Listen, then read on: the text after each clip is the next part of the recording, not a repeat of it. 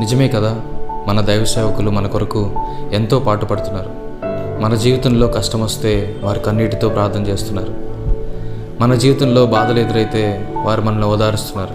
అటువంటి దైవ సేవకుల గురించి ఒక నెగిటివ్ న్యూస్ వస్తే అది నిజమో అబద్ధమో తెలియకుండా వారిని నిందించడం చాలా పెద్ద పాపం. హెబ్రీయులకు రాసిన పత్రిక 13వ అధ్యాయం 17వ వచనం ప్రకారంగా, మీ పైన నాయకులుగా ఉన్నవారు లెక్క అప్పచెప్పవలసిన వారి వలె మీ ఆత్మలను కాయుచున్నారు. వారు దుఃఖముతో ఆ పని చేసిన ఎడల మీకు నిష్ప్రయోజనము గనుక దుఃఖముతో కాక ఆనందముతో చేయనట్లుగా వారి మాట విని వారికి లోబడి ఉండుడి. ఇంకా ఎంతో గొప్ప సేవ చేసిన దైవజనులు ఎంతోమంది ఉన్నారు. ప్రాపర్ ఫుటేజ్ దొరకకపోవడం వల్ల వారందరినీ యాడ్ చేయలేకపోయాం. They may not be famous in the eyes of men, but they are surely famous in the eyes of God. I especially thank my brothers and sisters who worked along with me with this project. Sammy Pachigala,